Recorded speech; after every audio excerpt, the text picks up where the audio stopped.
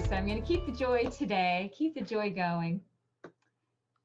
Dearly beloved, we have gathered here today to get through this thing called life.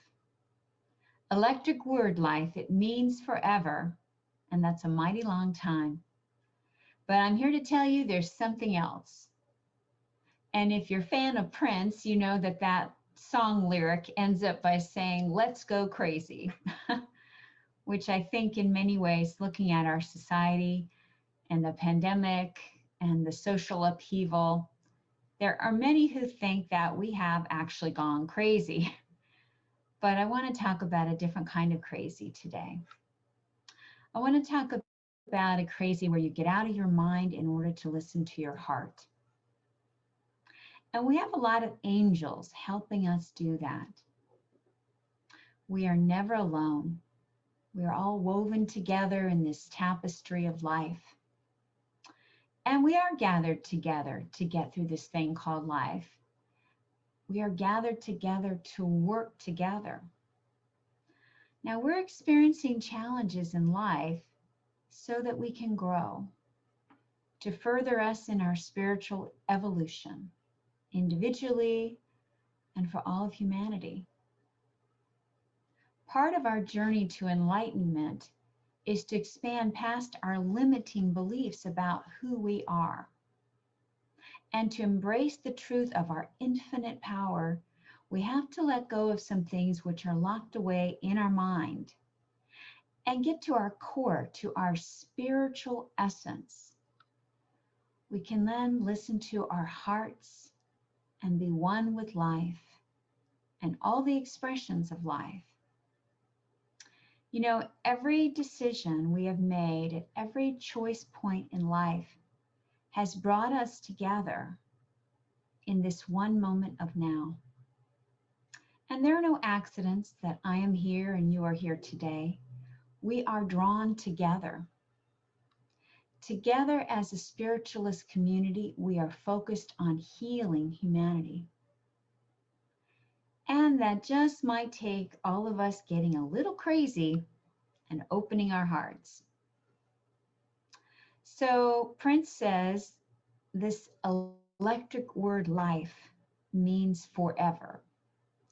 And as spiritualists, we know this to be true. Our spirit does live forever. And infinite intelligence is expressed through all of life.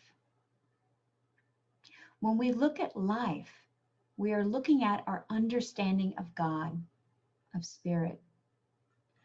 One of the people I highly respect is Eckhart Tolle. And he encourages us to embrace 3 words: one with life. Now, if we're one with life, that means that anything that happens to another person actually happens to us.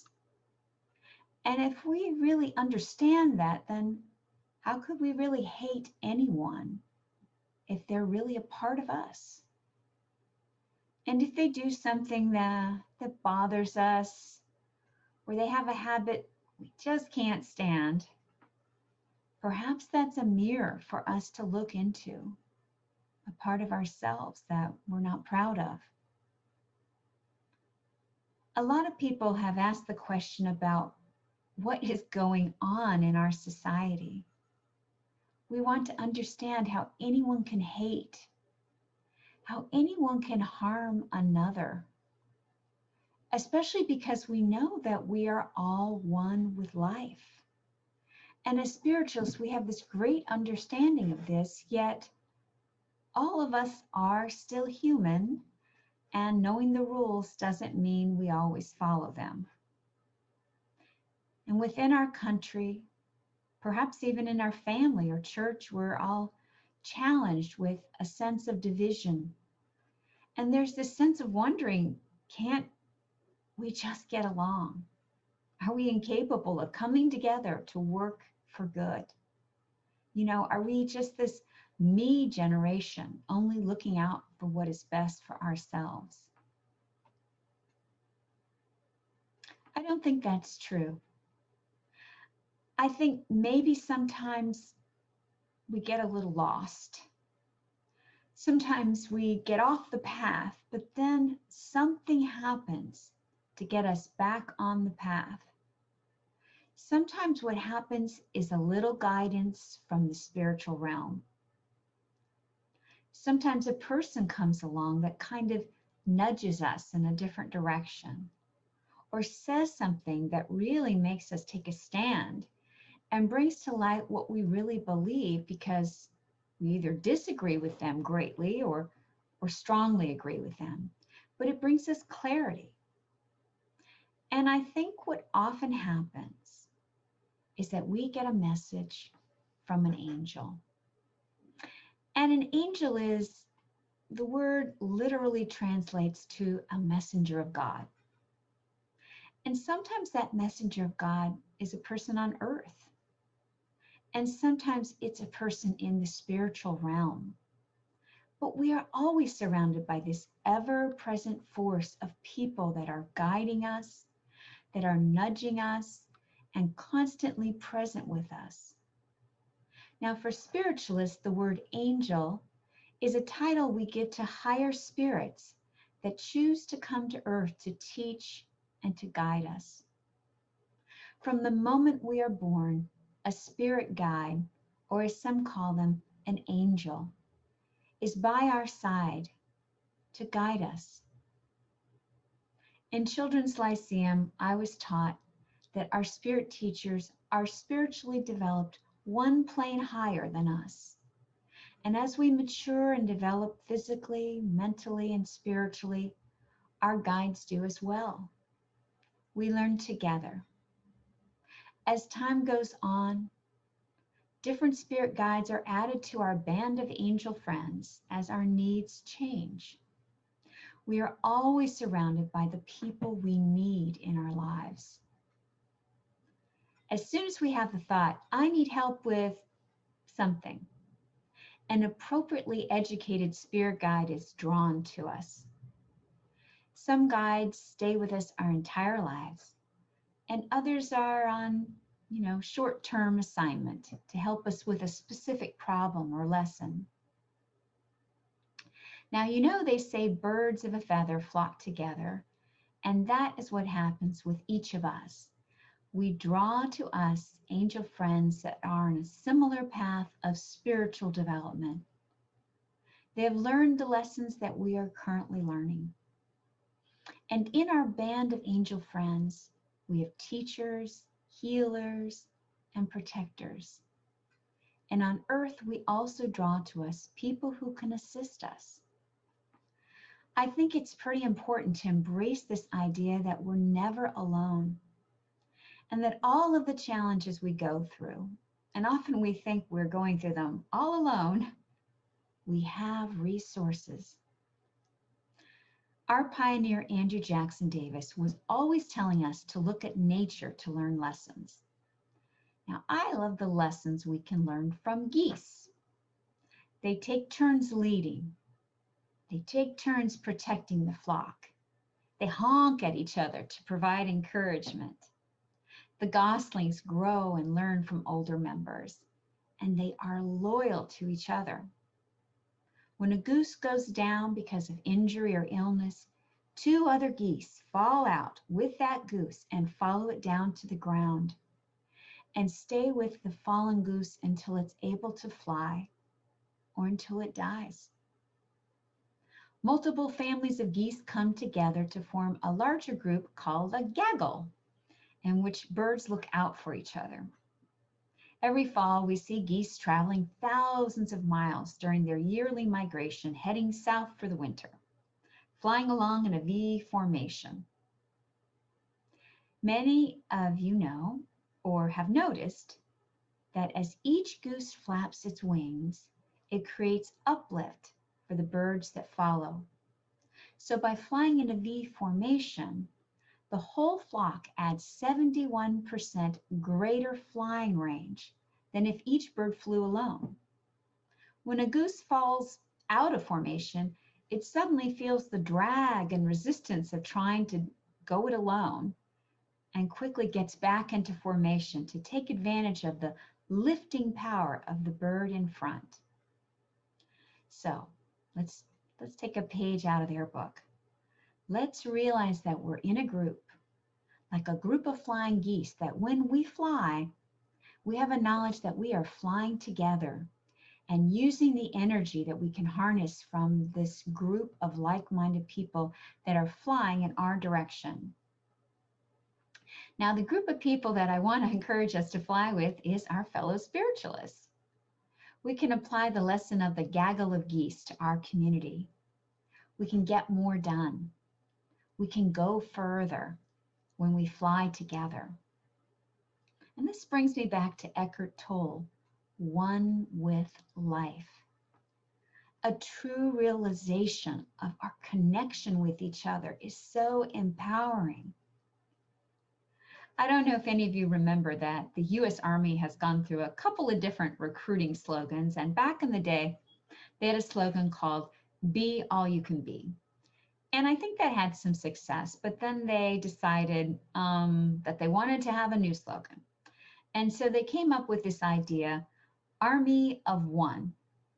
Now, I believe the idea of Army of One was that each person was supposed to be so strong in the Army that even if they had no one else fighting with them, that they were going to still achieve the mission. Well, that was a very short-lived recruiting slogan, because their slogan, Army of One, is really contrary to the idea of teamwork. And actually, teamwork is what makes the Army, or any other organization, really work well. So I thought it was kind of interesting that in 2006, they replaced Army of One with the new slogan, Army Strong, which I'm not really sure how great that's doing, but it's certainly better than the idea that you're all alone and you have no one else helping you to achieve your goal. So now that we have this idea that we're working together in this thing called life, which can get, oh, let's admit it, very crazy. Let's dive into what it means to get so crazy that you let go of old beliefs and limitations that you have about yourself, that you let go of limitations that you have about other people. And this is the crazy part. You're going to get out of your mind so that you can listen to your heart. Because there's a lot of things that our mind prevents us from doing, because our mind has all the beliefs that we've gathered, not only in our time on earth, but all the beliefs that we've inherited from our family and from society. So maybe that belief is, no one in my family has ever been good with money, so I'm not good with money. Or maybe the belief is something else that's limiting us, that we don't even realize it because it's locked away in our subconscious, locked in our mind. So to really embrace this concept of being one with life and listening to our heart, we do have to abandon our mind. We have to abandon this programming that we've developed or inherited. This makes me think of different esoteric spiritual practices that get us out of our minds. For example, think of Turkey's whirling dervishes. I don't know if you're familiar with them, but they turn in a circle in a trance-like state about 2,000 times during this ceremony, where they simply focus on Allah, simply focus on God. And this is a display of praise that was received by the Sufi master Rumi. And it's symbolic of the spiritual path each man must take, or in our case, humanity must take on the journey to enlightenment. And really, everyday enlightenment is getting past our mind. What do we do to do that? What do we do to get past our mind and listen to our heart? Well, as spiritualists, you know the bread and butter of spiritualism is prayer and meditation.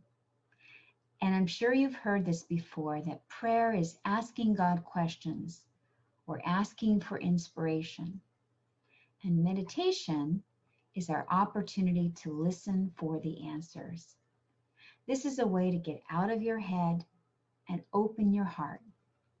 And when we open our heart, there's this opportunity for us to get past our beliefs and get to the core of our reality, which is our spiritual being and that spiritual connection to one another. A lot of times when we meditate as a group, as we do here every Sunday, we are building this energy, probably 71% more than if we were alone. And our spirits are joining on a higher spiritual plane. And through this group, working together, like the geese flying together, this is one of the ways that spiritualist healing takes place, because we are flying higher and accomplishing more together.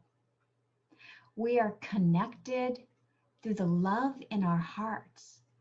We are out of our minds, out of our limiting beliefs, because perhaps our beliefs say, well, a person can't be healed just by spiritualist healing. Maybe that's how we were raised. And even though now we know it can happen, that belief in the back of our subconscious could keep it from happening. Because, we like to be right, and we'll do anything to prove it. We'll make any sacrifice, including not being healed. So, do we need to be whirling dervishes and in a trance state to get out of our minds or to heal? Maybe. Maybe there has to be this interruption in our lives, or a nudge from an angel for us to take a risk, for us to trust someone again if we've been hurt, for us to love someone who's hurt us, and for us to heal. So much of what we do as spiritualists is about healing. Not just physical healing, but spiritual, emotional, and mental healing, because we know that everything that happens on the physical plane is reflected in our soul and in our spiritual, mental, and emotional states. As a group, we are working together to heal humanity, to heal our society. The way we do this is by joining our energies of the spirit, getting out of our minds, past our beliefs, and raising up to that higher spiritual self, and opening and listening to our heart and to spirit. I'll remind you today to embrace those 3 words, one with life, and gather up the courage to be like the geese and fly together with our fellow spiritualists, because we are gathered here today to get through this thing called life, and to do it together. We are one with life and one with spirit. Namaste, friends.